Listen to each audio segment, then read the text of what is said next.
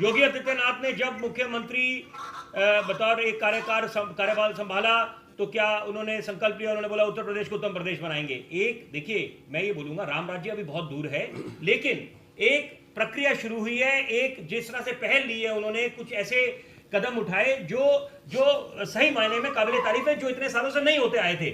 और देखिए, मैं उसमें दो तीन बातें ये बोलना चाहूंगा, क्योंकि राम मंदिर का भी जब निर्णय आया 9 नवंबर 2019 को, तो जब अयोध्या को पूरा एक छावनी में तब्दील कर गया, तो वो भी एक काबिले तारीफ है कि पूरा जिस तरह से कोई सुरक्षा, किसी भी तरह की कोई ऐसी अप्रिय घटना नहीं हुई। उसके बाद आप नागरिक संशोधन कानून को लेकर करें, जिस तरह से हिंसा बाकी देश में कहीं पर हुई, तो उस तरह से वैसे खबरें आपको उत्तर प्रदेश में नहीं। और जब भी इनको जहां से इनको अंदेशा लगा वहां पर पुख्ता कदम उठाए गए।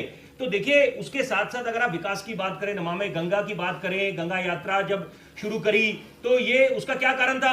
गंगा यात्रा, उसके पीछे मुद्दा ये था कि आप उसका जिस तरह से उसमें प्रदूषण था और साथ में रिवर रिजुविनेशन की बात करते हैं, तो सीधा सीधा आपकी अर्थव्यवस्था को इंपैक्ट करता है। डिफेंस कॉरिडोर की बात करें या एक्सप्रेसवे बुंदेलखंड की बात करते हैं, या बाकी आप रक्षा उपकरणों की बात करें कि एक उनमें जितनी कंपनियां, उनके लिए नए दरवाजे खोले। साथ में सबसे जो अहम बात है वो ये है कि इन्वेस्टमेंट, बार बार रोते हैं कि आप इन्वेस्टमेंट, विदेशी निवेश कैसे आएगा। उसके लिए अगर मैं सबसे काबिले तारीफ बोलूंगा इन 3 साल के कार्यकाल में, कि जब आपने इन्वेस्टर समिट करे, वो मीट करे, उससे फायदा ये हुआ, जिस तरह से आंकड़े बताए जा रहे हैं 8 लाख करोड़ के, तो देखिए क्या वो सराहनीय है। उसमें तो अगर जब लाल किले की प्राचीर से प्रधानमंत्री मोदी ने बोला कि हम हिंदुस्तान की इकोनॉमी को $5 ट्रिलियन बनाएंगे, तो ये काबिले तारीफ बात है कि योगी आदित्यनाथ ने तुरंत बोला कि उत्तर प्रदेश का योगदान $1 ट्रिलियन होगा। तो देखिए, इसी तरह से होगा कि आप एक तरफ सरकार को घेरते हैं, बोलते हैं इकोनॉमी कहां जाएगी, तो उसमें तो मेरे हिसाब से सबको योगदान देना पड़ेगा, क्योंकि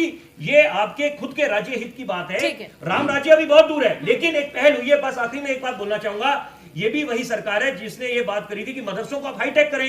एक हाथ में कुरान, एक हाथ में कंप्यूटर, उसमें भी कई लोगों को आपत्ति हुई। सबको